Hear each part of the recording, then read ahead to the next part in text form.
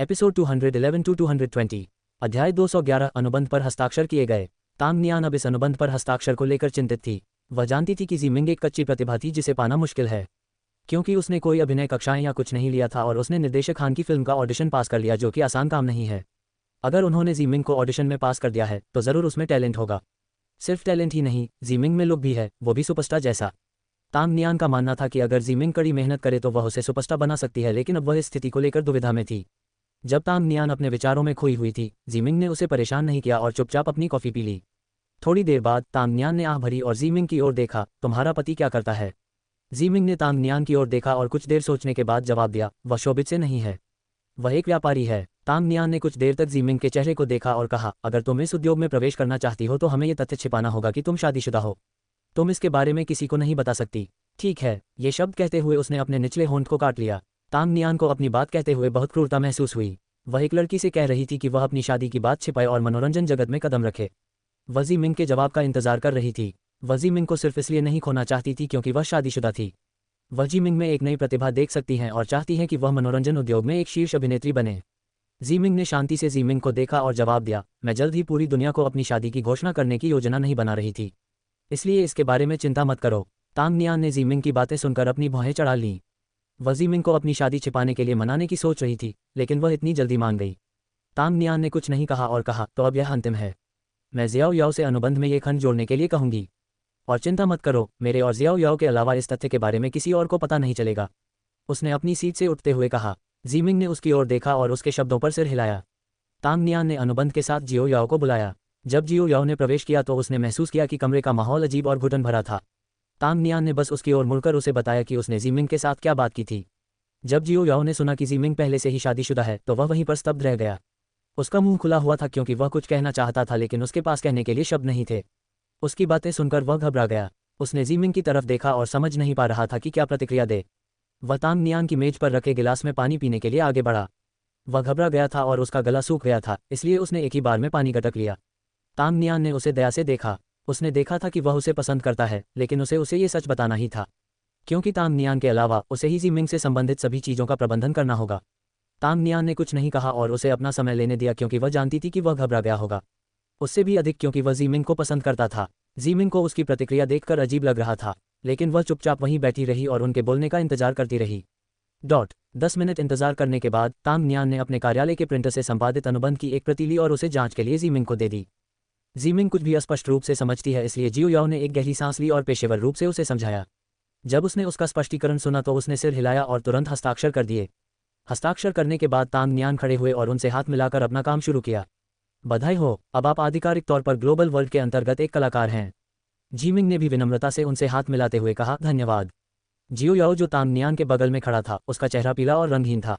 यदि वह पेशेवर न होते तो वहां खड़े नहीं होते। अब उसे देखकर उसे अजीब सा महसूस हुआ। उसके बाद ज़ीमिंग और तांग नियान ने थोड़ी देर बात की और उसके बाद तांग नियान की एक बैठक थी, इसलिए ज़ीमिंग ने जाने का फैसला किया। जब वह तांग नियान के कार्यालय से बाहर आई तो उसने देखा कि चेन शी अपनी मेज पर बैठकर कंप्यूटर पर काम कर रही थी। जब वह केबिन से बाहर आई तो चेन शी ने उसे घूरा, लेकिन कुछ नहीं कहा। ज़ीमिंग भी उससे बात नहीं करना चाहती, इसलिए उसने जाने का फैसला किया। जब वह कार्यालय से बाहर निकली तो उसे एक कॉल आया और वह लिफ्ट में चली गई। उसने संख्याओं को देखा और आश्चर्य से अपनी भौहें ऊपर उठा लीं। ये श्री हान के सहायक का नंबर था। हेलो, उसने फ़ोन उठाते हुए विनम्रता से कहा। नमस्ते, मैं जू लैन हूँ, मैं मिस्टर हान की सहायक हूँ। तुम्हें ठीक याद है? दूसरी तरफ से एक मीठी और मधुर आवाज़ आई। ज़ीमिंग ने उससे पहले भी बात की थी, जब उन्होंने उसके साथ अनुबंध और अन्य चीज़ों के बारे में बात की थी। उस समय ज़ीमिंग के पास इन चीज़ों की देखभाल करने के लिए कोई एजेंसी या कंपनी नहीं थी। हाँ, मुझे याद है। ज़ीमिंग अपनी बात कहते हुए लिफ्ट से बाहर निकल गई। सुशीमिंग, मुझे आपका हस्ताक्षरित अनुबंध प्राप्त हो गया है जो हमने पहले भेजा था। मैंने औपचारिकताएं पूरी कर ली हैं। फिल्म की शूटिंग शुरू होने में अभी 1 महीना बाकी है। जू लैन ने पहले भी तांग नियान को कॉन्ट्रैक्ट भेजा था और आज जब ज़ीमिंग उनके ऑफिस गई तो उन्हें सबसे पहले निर्देशक हान की फिल्म का कॉन्ट्रैक्ट दिया गया। उन्होंने पहले उस पर हस्ताक्षर किए और फिर उनके साथ कॉन्ट्रैक्ट पर बातचीत जारी रखी। वह खुश थी कि तांग नियान ने श्री हान के अनुबंध की औपचारिकताओं में उसकी मदद की, जबकि वह ग्लोबल वर्ल्ड का हिस्सा भी नहीं थी। लेकिन वह आश्चर्यचकित थी कि जियो याओ ने जू लैन को इतनी जल्दी हस्ताक्षरित अनुबंध भेज दिया। उद्धरण चिन्ह प्रश्नवाचक चिन्ह। मैंने आपको अभी फ़ोन किया है क्योंकि मैं आपको बताना चाहता था कि श्री हान ने अभिनेताओं के लिए एक कार्यशाला तैयार की है जो उनके अभिनय में मदद करेगी। कार्यशाला अगले सप्ताह शुरू होगी, इसलिए मैं चाहता हूं कि आप इसके लिए अपना समय खाली रखें। मैं आपको आगे की जानकारी बाद में भेजूंगा। ज़ीमिंग ने जब उसकी बातें सुनी तो उसके कदम रुक गए। ज़ीमिंग ने धीमी आवाज़ में कहा, आह, ठीक है, मैं इसे ध्यान में रखूंगा। इसके बाद उसने फ़ोन रख दिया और कुछ देर तक उसे देखती रही। उसने सिर हिलाया और टैक्सी लेने के लिए बाहर चली गई क्योंकि लियांग ने उसे फ़ोन नहीं किया था। इसलिए उसने जिन हवेली जाने के लिए टैक्सी लेने का फैसला किया। अध्याय 212 हृदय स्पंदन। जी राजवंश। जी चेंग ने उसे बेहतर महसूस कराने के लिए समुद्र के किनारे खूबसूरत नज़ारों वाला एक आउटडोर नाश्ता तैयार किया है क्योंकि सुबह जियाओली और वेंजू उनके कमरे में घुस आए थे और इससे वह परेशान हो गई होंगी। झाओमिंग थोड़ा घबरा रही थी क्योंकि सुंदर परिदृश्य, समुद्र और उसके सामने खड़े सुंदर आदमी के कारण माहौल बहुत अजीब हो गया था, जो अब उससे 10 गुना अधिक सुंदर हो गया था। वे दोनों एक दूसरे के सामने बैठे थे। जी चेंग मुस्कुराते हुए उसे घूर रहा था। पीले पेस्टल रंग के गाउन में वह आज और भी खूबसूरत और अलग दिख रही थी। जी चेंग अपनी आंखें उसके मोती जैसे सफ़ेद चेहरे से नहीं हटा पा रहा था जो धधकते सूरज की किरणों में चमक रहा था। चूंकि वह काफ़ी दूर चलकर आए है, इसलिए उसका चेहरा लाल हो गया है, जिससे वह मनमोहक और आकर्षक लग रही है। दूसरी ओर झाओमिंग को अपने सुंदर चेहरे को देखने में कठिनाई हो रही थी, जो सभी रोमांटिक सेटिंग्स के कारण अधिक मोहक और आकर्षक हो गया था। उसकी हृदय गति असामान्य रूप से तेज हो गई थी क्योंकि घबराहट के कारण उसे सांस लेने में कठिनाई हो रही थी। वह समुद्र की ओर देखते हुए गहरी सांस लेने की कोशिश कर रही थी। मुझे क्या हो रहा है? मेरा दिल इतनी तेजी से क्यों धड़क रहा है? क्या इसलिए कि मैं बहुत दूर तक चला आया हूँ? मुझे बहुत गर्मी लग रही है। उसे गर्मी लग रही थी, इसलिए उसने अपने हाथ से पंखा चलना शुरू कर दिया। उसने अपने लाल और गर्म चेहरे को ठंडा करने की कोशिश की। जी चेंग ने अपनी बाहें उठाईं जब उसने उसे इस तरह से पंखा चलते देखा। क्या तुम्हें गर्मी लग रही है? उसने उससे पूछा जब वह पंखा चल रही थी। उसके हाथ बीच में ही रुक गए जब उसने उसकी भारी आवाज़ सुनी जो उसके कानों को मधुर लग रही थी। ये सुखद और कुछ हद तक सेक्सी था। महिलाएं पुरुषों की आवाज़ के प्रति बेहद संवेदनशील होती हैं। कानों को भाने वाली कामुक और भारी आवाज़ उनके दिल की धड़कन बढ़ा देती है। सुंदर परिदृश्य और यह सब सेटिंग उसके ऊपर एक चेरी की तरह थी। वह उसकी ओर देखने के लिए मुड़ी और उसका सुंदर चेहरा देखकर शर्मिंदा होकर अपने निचले होंठ को काट लिया। उसने घुटन भरी सांस ली और हकलाते हुए कहा, हाँ हाँ, थोड़ा सा। उसकी आवाज़ बेहद धीमी और चुलबुली थी जो उसके सामान्य लहजे से बिल्कुल अलग थी। जब ये शब्द उसके मुंह से निकले तो वह भी सुनकर चौंक गई। वह ऐसी व्यक्ति नहीं थी जो इस तरह बात कर सके, लेकिन जब वह ऐसा करती थी तो उसे बहुत अजीब और विचित्र महसूस होता था। जी चेंग को आश्चर्य हुआ जब उसने उसे धीमी और उत्तेजक आवाज़ में बोलते सुना। उसकी आंखें एक पल के लिए झपक गईं। वह समझ नहीं पा रहा था कि क्या प्रतिक्रिया दे, इसलिए जब उसने उसका शर्मिंदा चेहरा देखा तो उसे हल्की खांसी आ गई। जीमिंग, क्या तुम बेवकूफ़ हो? तुम ऐसे कैसे बोल सकती हो? ये तो घिनौना है। वह मन ही मन खुद को कोस रही थी। ये शब्द बोलते हुए उसे अजीब सा महसूस हुआ। वह सोच भी नहीं सकती कि उसने थोड़ी कमज़ोर और चुलबुली होने का नाटक किया था। मुझसे ऐसा सवाल पूछकर उसने और भी बेवकूफ़ी की। क्या मुझे इस तपती धूप में ठंड लगेगी? अगर मुझे ठंड लग रही होती तो क्या मैं पंखा जलती? उसे यह बेवकूफ़ी भरा सवाल क्यों पूछना पड़ा? जल्द ही उसने सारा दोष उस पर मर दिया। जी चेंग ने उसके लिए चाय डाली और कहा, तुम्हें भूख लगी होगी ना? चलो खाना खाते हैं। चाय डालने के बाद वह बर्तनों का ढक्कन खोलता है जिसमें उसके लिए पकौड़ी, नूडल्स, चावल और सूप थे। ये सभी उसके पसंदीदा व्यंजन थे जो उसने तैयार किए थे। झाओमिंग की आंखें आश्चर्य से चौड़ी हो गईं जब उसने अपने सामने व्यंजन देखे। मेज पर अपने पसंदीदा व्यंजन देखकर वह बहुत खुश हुई। यद्यपि पिछले जन्म में उन्हें पश्चिमी भोजन बहुत पसंद था, लेकिन इस दुनिया में आने के बाद वह फिर से चीनी भोजन खा सकती हैं और अब उन्हें बीमार महसूस नहीं होता। जब से वह यहाँ आई थी उसे ये व्यंजन पसंद आने लगे थे। ये व्यंजन कोई आलीशान या कुछ ज़्यादा महंगे नहीं थे, बल्कि साधारण व्यंजन थे, फिर भी उसे इन्हें खाना बहुत पसंद था। वह औपचारिकताओं को भूल गई और उत्साहपूर्वक अपने चॉपस्टिक्स उठाकर खाना खाने लगी और अपने मुंह में खाना भर लिया। जी चेंग ने उसे बड़े मजे से देखा जब उसने बिना उसका इंतजार किए खाना शुरू कर दिया और अपने मुंह में नूडल्स भर लिए। तकनीकी रूप से उसे महल के शिष्टाचार के अनुसार पहले उसके शुरू करने का इंतजार करना था, लेकिन वह इस बात को भूल गई और भूख से भोजन पर कूद पड़ी। जी चेंग हल्के से हंसा जब उसने देखा कि वह खाना खाने के लिए अपने मुंह में खाना भर रही है और उसे ठीक से चबाए बिना ही दोबारा भर रही है। वेंजू और शियाओली के टोकने पर उसे भूख लगाए। उसके बाद उसे सुबह सुबह खाली पेट काफ़ी दूर तक पैदल चलना पड़ा। वह भूख बर्दाश्त नहीं कर सकती। वह शिष्ट नहीं थी, बस उनमें उससे ज़्यादा शिष्टाचार है। उसके लिए शिष्टाचार की बजाय प्रतिबंध ही सही शब्द लगता है। जब उसने जी चेंग की हल्की हंसी सुनी जो गहरी और कानों को सुखद लगी, तो उसने अपना हाथ रोक लिया जो और पकौड़ियाँ उठा रहा था। उसने ऊपर देखा और उसके चेहरे पर मुस्कान देखी। उसकी धड़कनें रुक गईं जब उसने उसकी आंखें देखी जो उसे घूर रही थीं। उसकी आंखों में सौम्यता थी और कल भोज में उसकी आंखों में जो भाव थे उससे भिन्न थी। भोज में वह अपने आसपास के सभी लोगों के साथ मजबूत और शक्तिशाली दिख रहा था। कल भोज में उसे एहसास हुआ कि वह सचमुच सम्राट था, लेकिन अभी तो वह बस जी चेंग था। वह मुस्कुरा रहा था और उसने उस पर कोई अशिष्टता का आरोप नहीं लगाया। वह नहीं जानती कि उसने क्या महसूस किया, लेकिन वह अनुभूति गुदगुदीपूर्ण और घबराहट पैदा करने वाली थी। जब उसने महसूस किया कि उसकी निगाहें उस पर टिकी हैं तो उसे लगा कि उसका दिल सीने से बाहर निकल आएगा। उसे लगा जैसे उसका पूरा शरीर गर्म हो रहा है। ऐसा गर्मी के मौसम की वजह से नहीं था, ये तो कुछ और ही था। अचानक वह शांत हो गई और ठीक से खाना शुरू कर दिया। उसने बड़े प्यार से पकौड़े अपने मुंह में डाले और उन्हें ठीक से चबाया। वह सुंदरता से खाना खाने लगी और स्त्रीवत व्यवहार करने लगी, वह ये जाने बिना कि वह उसे अपना गंदा और भद्दा पक्ष नहीं दिखाना चाहती है। जी चेंग जो उसे घूर रहा था उस समय भ्रमित हो गया जब उसने अचानक अपने खाने का तरीका बदल दिया। अचानक वह सुंदरता से खाना खाने लगी और इस तरह खाते समय वह स्त्रीवत लग रही थी। जब उसने उसे खुशी और आराम से खाना खाते देखा तो उसके चेहरे पर एक अनजानी मुस्कान आ गई। अध्याय 213 सफाई मेरे लिए आपके लिए अधिक महत्वपूर्ण है। नाश्ते के बाद झाओ मिंग खुश थी क्योंकि उसकी भूख मिट गई थी और दृश्य भी बहुत सुंदर था। खाने के बाद उन्होंने चाय पी और सामने के खूबसूरत दृश्य का आनंद लिया। कोई भी कुछ नहीं बोला, लेकिन यह अजीब नहीं था। यह बहुत शांतिपूर्ण और सुंदर था क्योंकि वे पक्षियों की चहचहाहट की आवाज़ सुन सकते थे। कुछ समय तक दृश्य देखने के बाद जीचेंग ने झाओ मिंग की ओर रुख किया जो सामने की ओर देख रहा था। क्या अब हमें चलना चाहिए? तुम थके हुए लग रहे हो। जीचेंग को चिंता थी कि वह थक जाएगी और कमल मंडप में वापस जाने के बाद उसे आराम करना चाहिए। वह अभी भी उसके बारे में चिंतित था क्योंकि वह कल रात बेहोश हो गई थी, इसलिए उसने फेंगजू से डॉक्टर को लोर्ड्स पवेलियन में लाने के लिए कहा और बाद में दिन में उसकी जांच करवाना चाहता था। वापस जाकर वह उसकी पूरी जांच करवाना चाहता है। साथ ही वह ये भी जानना चाहता है कि उसकी यादें कब वापस आएंगी। डॉक्टर ने उसे पहले ही बता दिया है कि उसकी याददाश्त आंशिक रूप से कमज़ोर है। उसे अपनी कुछ यादें तो याद हैं, लेकिन सब कुछ याद नहीं। झाओ मिंग जो सुंदरता की प्रशंसा में खोई हुई थी, उसकी ओर देखने लगी और जब उसने उसकी आंखों में चिंता देखी तो उसने आह भरी। ठीक है, चलो वापस चलते हैं, उसने धीरे से कहा। वह इस जगह को छोड़ना नहीं चाहती, लेकिन वह देख सकती है कि वह उसके बारे में चिंतित था और उसकी आंखों के नीचे काले घेरे हैं।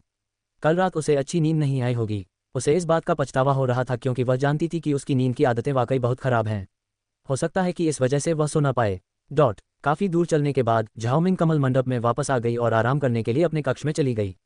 वह सुबह सुबह इन लंबे गाउनों में इतनी लंबी दूरी तक चलने से नफरत करती है, लेकिन उस जगह का दृश्य इतना सुंदर था कि वह अब और शिकायत नहीं कर सकती क्योंकि यह इसके लायक था। जब वह कक्ष में दाखिल हुई तो लूशी कमरे की सफाई कर रही थी। लूशी ने ऊपर देखा तो झाओ मिंग अकेला था और थका हुआ लग रहा था। मिस, आप वापस आ गईं। क्या हम आपके साथ नहीं आए? आप अकेली क्यों हैं? वह उलझन में थी कि वह अकेली क्यों आई है। वह चिंतित थी कि क्या झाओ मिंग ने कुछ गलत किया है जिससे वह नाराज हो गया और उसे अकेले भेज दिया। झाओ मिंग जो अपने बिस्तर की ओर चल रही थी, रुक गई और लूशी के जिज्ञासु चेहरे को देखने लगी।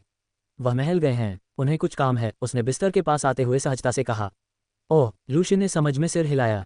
Ads by pub future ads. जी चेंग उसके साथ और आगे जाना चाहता था, लेकिन जब वे लगभग महल के पास पहुंच गए तो फेंगजू उनके पास आया और उसे बताया कि कुछ लोग उससे मिलने आए हैं और उसकी उपस्थिति के बारे में पूछ रहे हैं।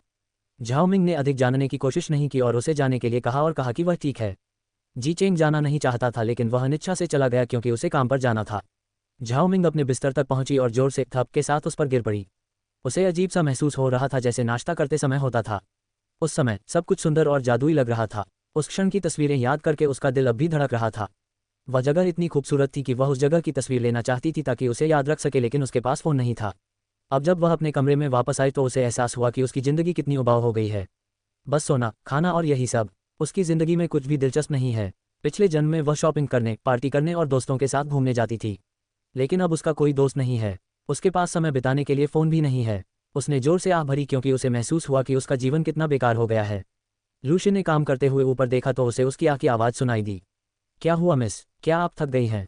पब फ्यूचर एड्स। नहीं, मैं थकने से ज़्यादा बोर हो रहा हूँ। यहाँ टीवी या फ़ोन क्यों नहीं है? मैं अपना समय कैसे बिताऊंगा? कम से कम मुझे कुछ काम तो दो। अगर मैं कुछ नहीं करूंगी तो बेकार हो जाऊंगी, वह बिस्तर पर बैठते हुए बोली और गुस्से में बिस्तर पर मुक्का मारने लगी। वह बहुत बोर हो चुकी थी। समय बिताने के लिए वह कुछ भी कर सकती थी। इस दुनिया में समय बहुत धीरे धीरे बीतता है। 21वीं सदी में समय इतनी तेज़ी से बीतता है कि चैन से खाना खाने का भी समय नहीं मिलता। उसने महसूस किया कि समय जल्दी नहीं बीतता, बस यहाँ उसके पास बहुत सी चीज़ों के बारे में सोचने के लिए बहुत समय है। आधुनिक समय में उसके पास फ़ोन, लैपटॉप और टैबलेट थे जो उसे कुछ न करते हुए भी व्यस्त रखते थे। इसलिए उसे कभी लगा ही नहीं कि 24 घंटे बहुत लंबे होते हैं। पिछले जन्म में अपने देश वापस आने के बाद उसने काम नहीं किया और घर पर ही रही। ऐसा नहीं है कि उसे काम करने से नफरत है।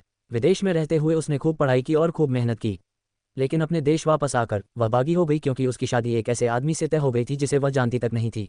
उसके दादाजी की भी मृत्यु हो गई। इन सब घटनाओं ने उसके विद्रोही स्वभाव को जगा दिया, जिसके कारण उसने तनाव दूर करने के लिए पार्टियां और खरीदारी करना शुरू कर दिया। लूशी झाओ मिंग की तरफ देख रही थी और उसकी बातें समझने की कोशिश कर रही थी। उसे समझ नहीं आ रहा था कि उसकी मिस किस फ़ोन या टीवी की बात कर रही थी। उसने उसकी शिकायत को नज़रअंदाज कर दिया क्योंकि उसने सोचा कि यह सब कोमा से जागने का उसका दुष्परिणाम था। झाओ मिंग लूशी को अपनी बातों को अनसुना करते देख वह और अधिक नाराज हो गई। वह अचानक उठकर बाहर जाने लगी। लूशी को आश्चर्य हुआ जब वह अचानक बाहर जाने लगी। मिस, आप कहाँ जा रही हैं? उसने उसे पुकारा। झाओ मिंग उसकी ओर मुड़ा और बोला, तुम्हें इसकी परवाह क्यों है? तुम अपना काम करो, सफाई मेरे से ज़्यादा तुम्हारे लिए महत्वपूर्ण है, उसने लंबा चेहरा बनाते हुए कहा। लूशी अवाक रह गई क्योंकि उसे पता ही नहीं था कि उसकी मिस कब से इतनी बचकानी हो गई। अपनी बात कहने के बाद झाओ मिंग बाहर चली गई। अध्याय 214 मुझे उसके बारे में और अधिक जानना है। जब झाओ मिंग कक्ष से बाहर चली गई तो लूशी भी उसके पीछे चली गई क्योंकि वह उसे अकेले घूमने नहीं दे सकती थी। कौन जानता है कि वह कौन सी नई मुसीबत खड़ी कर देगी। इससे पहले लूशी को चिंता थी कि अगर झाओ मिंग अकेले बाहर निकलेगी तो उसे अन्य लोगों द्वारा तंग किया जाएगा, क्योंकि हर कोई उसे विशेष रूप से जियोली और उसके लोगों को नीची नज़र से देखता था।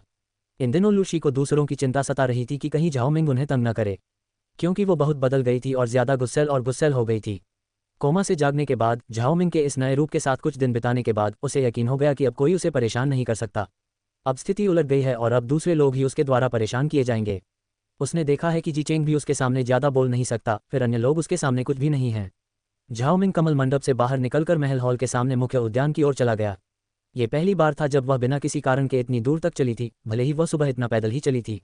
मुख्य महल उसके कक्ष से काफ़ी दूर था, हालांकि सब कुछ महल के अंदर था, फिर भी महल की चारदीवारी के अंदर कई मंडप, बगीचे और तालाब थे। कमल मंडप मुख्य महल हॉल क्षेत्र से बहुत दूर था, इसलिए उसे काफ़ी दूर तक चलना पड़ा। वह थकी हुई थी, लेकिन उससे भी ज़्यादा उस उबाऊ कमरे में पूरा दिन बिताकर वह ऊब गई थी। वह इधर उधर घूमना और इस जगह को और देखना चाहती थी, और अब उसकी हालत उस दिन से थोड़ी बेहतर हो गई है जब से वो इस दुनिया में आई थी और अगले ही दिन बाहर चली गई थी। अब वो भोज की वजह से कुछ लोगों को जानती है और लूशी भी उसे बाहर जाने से नहीं रोक पाए। ये पहली बार था जब वह मुख्य महल के आसपास की जगह देखने जा रही थी। जब वह भोज के लिए वहां गई तो अंधेरा हो चुका था और उसे कुछ भी दिखाई नहीं दे रहा था। अब वह सब कुछ स्पष्ट और करीब से देखना चाहती है। लूशी उसका पीछा कर रहा था और उसे चीज़ों के बारे में समझा भी रहा था। तभी झाओ मिंग को किसी चीज़ के बारे में जिज्ञासा हुई। वह तपती धूप में आराम से घूम रही थी। इतना चलने से उसका चेहरा लाल हो रहा था और वह थक रही थी। लूशी ने झाओ मिंग के चेहरे की तरफ देखा जो पसीने से तर था, यहाँ तक कि उसके बाल भी पसीने से भीग गए थे। उसने उसकी तरफ देखा और कहा, मिस, आप थकी हुई लग रही हैं, चलो थोड़ी देर आराम करते हैं। वह चिंतित थी कि अगर ऐसा ही चलता रहा तो वह बेहोश हो जाएगी और फिर जी चेंग उसे सजा देगा। झाओ मिंग जो थके हुए आगे बढ़ रहे थे, उन्होंने लूशी को देखा और कहा, नहीं, हम तब तक नहीं रुकेंगे जब तक हमें कुछ दिलचस्प करने को न मिल जाए। आज मैं कुछ मज़ेदार करने के लिए ढूंढूंगी, उन्होंने दृढ़ता से कहा। वह स्थिर नहीं रह सकती, वह कुछ करना चाहती थी, वरना वह बहुत बोर हो जाएगी। लूशी ने उसकी जिद देखकर आह भरी। मिस, तो फिर मैं आपके लिए एक छाता ले आती हूँ। बहुत गर्मी है और आपको पसीना भी आ रहा है, मैं आपके लिए कुछ लाती हूँ, उसने विनम्रता से कहा। झाओ मिंग ने उसकी ओर देखा और अपना सिर हिलाया। नहीं, तुम कहीं नहीं जाओगी, मैं इस तरह से नहीं चल सकती जब कोई मेरे लिए छाता पकड़े हुए हो। ये परेशान करने वाला है। झाओ मिंग राजकुमारी जैसा कुछ भी सामान्य नहीं करना चाहती। वह असली राजकुमारी वगैरह भी नहीं थी, यह उसकी शैली के अनुरूप नहीं है। वह कोई चीनी मिट्टी का फूलदान नहीं है जिसे अत्यधिक सुरक्षा की आवश्यकता हो और जो कुछ समय तक धूप में रहने से ही पिघल जाएगा। अल्पविराम। जब वह आखिरकार महल के हॉल में पहुंची तो वह महल के हॉल के सामने वाले बगीचे में घूमने लगी, जो बहुत बड़ा था और फूलों और पेड़ों से भरा हुआ था। यह इतना सुंदर था कि उसे उस स्थान का दृश्य याद आ गया जहां वह सुबह गई थी। महल हॉल के सामने का बगीचा महल हॉल के प्रवेश द्वार के रास्ते के बीच में है। यदि कोई महल के हॉल में जाना चाहे तो वह इसी रास्ते से जाएगा और रास्ते में विशाल उद्यान देख सकेगा। अंततः झाओ मिंग ने बगीचे में पत्थर की बेंच पर बैठकर सांस लेने और पानी पीने का निर्णय लिया। झाओ मिंग के मना करने के बावजूद लूशी उसके लिए पानी और छाता लेने चली गई। झाओ मिंग तपती धूप में चुपचाप बेंच पर बैठी थी और इस गर्मी से राहत पाने के लिए अपने हाथ से पंखा झल रही थी। उसकी पीठ महल के प्रवेश द्वार की ओर थी और वह रास्ता था जहां से लोग मुख्य द्वार से प्रवेश करने के बाद महल के हॉल में जा सकते थे। एक युवक जिसने गहरे नीले रंग का वस्त्र पहना हुआ था और ज्यादा कुछ नहीं पहना था, मुख्य द्वार से महल में दाखिल हुआ। वह लंबा था और उसके चेहरे की विशेषताएं तीक्ष्ण थीं और उसके चारों ओर की मजबूत आभा उसे और अधिक सुंदर और मर्दाना बनाती थी। उसने अपना घोड़ा गेट पर खड़े गार्ड को दे दिया ताकि वह उसे अस्तबल में ले जा सके और वहां से वह महल के हॉल में चला गया जहां जी चेंग उसका इंतजार कर रहा था। वह यात्रा से थक गया था, लेकिन पहले जी चेंग और उसके परिवार से मिलना चाहता था। वह रास्ते से गुजर रहा था, लेकिन रास्ते में ही रुक गया जब उसने एक महिला को देखा जिसकी पीठ उसकी ओर थी, लेकिन वह पीठ से भी सुंदर लग रही थी। वह एक लड़की को देखकर दंग रह गया जिसने पीले रंग का गाउन पहना हुआ था और वह चिलचिलाती धूप में बैठी थी जो उसे और भी अधिक आकर्षक बना रही थी। वह उसका चेहरा तो नहीं देख पा रहा था, लेकिन उसकी पीठ से दिखने वाला नज़ारा ही उसे इस खूबसूरत लड़की को देखने के लिए उत्सुक कर रहा था। उसके लिए उसके जैसी रहस्यमयी लड़की को देखना पहली बार था। वह कोई सामान्य लड़की नहीं थी, क्योंकि उसके बैठने का तरीका महल की लड़कियों से बहुत अलग था। महल की सभी महिलाएं सीधे, शिष्ट और स्त्रीयोचित ढंग से बैठती थीं। वे अपनी छवि को लेकर ज्यादा सतर्क रहती थीं, लेकिन उसके सामने बैठी लड़की आराम से बैठी थी और उसकी टांगें हवा में लटक रही थी तथा वह हवा लेने के लिए पंखा झल रही थी। वह लड़की को और गौर से देखने के लिए वहीं रुक गया। वह महल में इधर उधर देखने और हाथों के इशारे करने के तरीके को लेकर उत्सुक हो रहा था। वह उसके हाव भाव नहीं देख सकता था, लेकिन उसे यकीन था कि अगर वह उसे सामने से देखेगा तो वह भी उतना ही आकर्षक होगा। उसकी आंखें चौड़ी हो गईं जब अचानक उसने अपने हाथ बढ़ाए और अपने काले रेशमी बालों को पकड़कर उन्हें बालों का जूड़ा बनाने के लिए ऊपर उठाया। जब उसने इस तरह अपने बाल उठाए तो वह उसकी हरकतें देखकर हैरान रह गया, क्योंकि महल में एक महिला का इस तरह से व्यवहार करना उचित नहीं था। वह झाओ मिंग को मनोरंजन और आश्चर्य से देखता है, क्योंकि वह उसकी दूधिया सफ़ेद मुलायम त्वचा और विशेष रूप से उसकी सुंदर और सेक्सी गर्दन देख सकता था। उसका मुंह प्रशंसा से खुला रह गया और वह महल में, वह भी सार्वजनिक स्थान पर, इतनी सहजता से रहने के उसके साहस से प्रभावित हुआ। वह उसकी हर हरकत पर नजरें गड़ाए उसे देखता रहा। उसकी उसमें दिलचस्पी बढ़ती जा रही थी, क्योंकि महल में ऐसी अनोखी औरत उसे हमेशा इस तरह देखने को नहीं मिलती थी। मुझे उसके बारे में और अधिक जानने की जरूरत है। वह अपने चेहरे पर एक रहस्यमय मुस्कान के साथ सामने झाओ मिंग की पीठ को घूरते हुए बुदबुदाया। अध्याय 215 वह कोई और लगती है। झाओ मिंग धूप में बेंच पर बैठी थी और अपने हाथ से पंखा जल रही थी ताकि उसे थोड़ी ठंडक मिल सके। उसे गर्मी लग रही थी, लेकिन इस बार उसने ठान लिया था कि कुछ करेगी या कुछ मज़ेदार करेगी। वह सारा समय अपने कमरे में बंद नहीं बिता सकती। वह लूशी के पानी लाने का इंतजार कर रही थी। उसके बाल कंधों पर गिर रहे थे और उसे चिपचिपाहट और गर्मी महसूस हो रही थी, इसलिए उसने बालों का जूड़ा बनाना चाहा ताकि उसके बाल उसे परेशान न करें। उसने अपने बाल ऊपर करके जूड़ा बना लिया। उसे इस बात का बिल्कुल भी अंदाजा नहीं था कि इस दौरान एक जोड़ी आंखें उसे गौर से घूर रही थीं। कुछ क्षण बाद जब लूशी अपने हाथ में पानी और छाता लेकर आई तो उसने सबसे पहले झाओ मिंग को देखा, जिसने अपने बालों को अस्त व्यस्त तरीके से जूड़े में बांध रखा था और उसके पैर बच्चों की तरह हवा में लटक रहे थे। झाओ मिंग की पीठ उस आदमी की ओर थी जो उसे गौर से देख रहा था और लूशी सामने से आई जहां से झाओ मिंग उसे देख सकता था। जब लूशी ने झाओ मिंग की गंदी उपस्थिति देखी तो उसने आंख भरी और अपने अपरिपक्व व्यवहार से बचने के लिए तेजी से चली गई, क्योंकि अगर कोई उसे इस तरह देख लेता तो समस्या पैदा हो सकती थी। यह एक महल था और इसमें कुछ नियम थे, विशेषकर महिलाओं और महारानी के लिए। लेकिन अचानक उसके कदम रुक गए जब उसने झाओ मिंग के पीछे एक आदमी को देखा जो चेहरे पर मुस्कान लिए उसे गौर से देख रहा था। उसका चेहरा भयानक रूप से पीला पड़ गया जब उसने कुछ कहने के लिए अपना मुंह खोला, लेकिन कोई शब्द नहीं निकला। झाओ मिंग जो बिना किसी कारण के उसके पैरों को घूर रहा था, उसने ऊपर देखा और जमी हुई लूशी को देखा जो अपने हाथों में पानी और छाता लिए हुए थी। वह असमंजस में उसकी ओर देखने लगी। वह मुझे ऐसे क्यों घूर रही है? तुम वहां क्या कर रहे हो? इधर आओ, मुझे प्यास लगी है। जब उसने देखा कि लूशी हिल नहीं रहा है तो वह चिल्लाई। जब झाओ मिंग इतनी जोर से चिल्लाई तो लूशी चौंक गई और बकवास बंद करने के लिए उसके पास दौड़ी। वह जल्दी से झाओ मिंग के पास गई और बोली, मिस, मैं यहाँ हूँ, कृपया चिल्लाए नहीं। उसने झाओ मिंग को चुप कराने के लिए धीमी आवाज में कहा। झाओ मिंग घबराई हुई लूशी को घूरती रही और भ्रम में अपना सिर झुका लिया। वह ऐसा व्यवहार क्यों कर रही है? लूशी ने झाओ मिंग के चेहरे पर अनजान भाव देखा और आह भरी। मिस कब से इतनी कमजोर हो गई? क्या वो मेरे हाव भाव देखकर ये नहीं समझ सकती कि कोई उसके पीछे है? इशारे पढ़ने में तो उसे कुछ समझ ही नहीं आता। उसने बेबस होकर आह भरी। उसने झाओ मिंग की घूरती निगाहों को नजरअंदाज कर दिया और पीछे मुड़कर अभिवादन में झुकी। मास्टर वेनरू को नमस्कार। वेनरू जो वहां अपने हाथों को छाती पर बांधे खड़े थे, ने उनके अभिवादन के जवाब में सिर हिलाया। झाओ मिंग ने अपनी भौहें उठाईं जब उसने देखा कि लूशी उसके पीछे किसी का अभिवादन कर रहा है।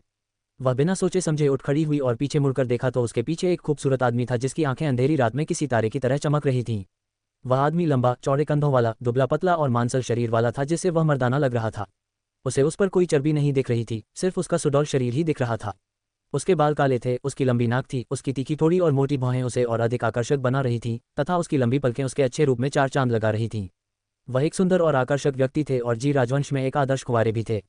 वह जी चेंग के चचेरे भाई और वेनशू के भतीजे थे। वे वेन परिवार के राजकुमार थे जो जी राजवंश में एक शक्तिशाली परिवार था। उन्होंने अपनी बेटी वेनशू का विवाह जी परिवार में किया, जो बाद में जी चेंग को जन्म देने के बाद महारानी बनी। महारानी बनने के बाद देश में वेन परिवार का स्थान 10 गुना बढ़ गया। वेनशू वेनरू की मौसी थी और वह अक्सर उससे मिलने आता था। वेनशू भी उसे बहुत पसंद करती थी क्योंकि वह जी चेंग की उम्र का ही था, लेकिन उससे ज्यादा होशियार और चंचल था। वेनरू अक्सर जी चेंग और वेनजू से मिलने हवेली में आया करती थी। वह अक्सर महल में ही रहता था। जी चेंग और वेनशू के साथ उसके अच्छे संबंध हैं और वह अक्सर उनसे मिलने जाता रहता है। अतीत में जब वह महल में रहता था तो उसे झाओ मिंग के साथ बातचीत करने के अधिक अवसर नहीं मिलते थे, क्योंकि वेनजू उसे मेहमानों के सामने आने नहीं देती थी जब तक कि वे महारानी से मिलना नहीं चाहते थे। और जब भी वह उसे देखता वह हमेशा बहुत कम बात करती और वेनजू हर बार उसके सामने उसे डांटता। इसलिए उसने मान लिया कि झाओ मिंग स्मार्ट नहीं है और हमेशा जी चेंग के लिए समस्याएं पैदा करती है, क्योंकि उसने केवल वेनजू को उसके बारे में बात करते सुना है और वह हमेशा उसके सामने उसके बारे में बुरा बोलती है। उसे कभी भी उससे बातचीत करने का मौका नहीं मिला, इसलिए वह उसके बारे में ज़्यादा नहीं जानता। अभी अभी उसने उसे बहुत सहजता से व्यवहार करते देखा, जिससे उसके प्रति उसकी जिज्ञासा बढ़ गई। जब झाओ मिंग ने मुड़कर देखा और उनकी नज़रें मिली तो उसका शरीर एक पल के लिए स्तब्ध रह गया। उसका चेहरा हल्का लाल था और उसे पसीना भी आ रहा था तथा उसका माथा पसीने की बूंदों से ढका हुआ था, जिससे वह और अधिक आकर्षक लग रही थी। उसने कभी किसी को इतना सुंदर नहीं देखा था, भले ही वह पसीने से तर हो और उसके बाल बिखरे हुए हों। झाओ मिंग अभी भी उलझन में थी और चकित होकर अपने सामने खड़े सुंदर लड़के को देख रही थी, जो गहरे नीले रंग का लबादा पहने हुए आकर्षक और मर्दाना लग रहा था। वह नहीं जानती कि वह कौन था, लेकिन जिस तरह से लूशी ने उसका स्वागत किया उससे वह समझ सकती थी कि वह कोई सामान्य आदमी नहीं था। उसने अभिवादन में हल्के से सिर हिलाया, क्योंकि लूशी उसे सही ढंग से व्यवहार करने के लिए चेतावनी दे रहा था। वह मन ही मन आह भरते हुए बोली, मैं उसका स्वामी हूँ या वह मेरी है? वह असमंजस में थी कि क्या वह सचमुच उसका स्वामी है या नहीं। झाओ मिंग के सहज और अनौपचारिक व्यवहार को देखकर वेनरू ने आश्चर्य से अपनी बाहें उठाईं। अतीत में वह हमेशा शर्मीली होकर उसका अभिवादन करती थी और वे कभी एक दूसरे से बातचीत नहीं करते थे, क्योंकि वह बहुत शर्मीली थी। और इतना ही नहीं, उसे डर था कि जियोकी और वेनजू उसके साथ उसके रिश्ते को गलत समझेंगे। जियाओली जो काम कर सकती थी, झाओ मिंग को उसकी इजाज़त नहीं थी। वेनजू पक्षपाती थी और अपनी दोनों बहुओं में भेदभाव करती थी, इसीलिए झाओ मिंग हमेशा कम बोलती थी और दूसरे कामों में व्यस्त रहती थी। वह जियाओली की तरह मिलनसार और विनम्र नहीं थी, जो हमेशा उसके साथ दोस्त जैसा व्यवहार करती थी और उससे शर्माते हुए बात करती थी। वह जियोली से बात करता है क्योंकि वह जी चेंग की पत्नी और वेंजू की पसंदीदा थी, लेकिन वह व्यक्तिगत रूप से उसे पसंद नहीं करता है। उसे लगता था कि वह बहुत ज़्यादा है और हमेशा यही सोचती थी कि इस दुनिया की हर चीज़ उसके इर्द गिर्द घूमती है। उसे उसके जैसी लड़कियां पसंद नहीं हैं, इसीलिए उसने अपने परिवार के दबाव के बावजूद अभी तक शादी नहीं की। वेनरू ने उसका हाथ छोड़ दिया और उसे अपने बगल में लटका दिया और झाओमिंग की गहरी रहस्यमयी आंखों में देखते हुए हल्के से सिर हिलाकर अभिवादन किया। देखने में वह बिल्कुल पहले जैसी ही थी, लेकिन उसे उससे अलग अनुभूति हुई। ऐसा लगा जैसे वह झाओमिंग नहीं थी जिसे उसने पहले देखा था, बल्कि कोई और थी। अध्याय 216 क्या महारानी मुझे इतना नापसंद करती हैं? झाओमिंग को अपने सामने खड़े रहस्यमयी तथाकथित मास्टर वेनरू के बारे में कुछ भी पता नहीं था, इसलिए जब उसकी नज़रें मास्टर वेनरू से मिली तो वह अजीब तरह से मुस्कुरा दी।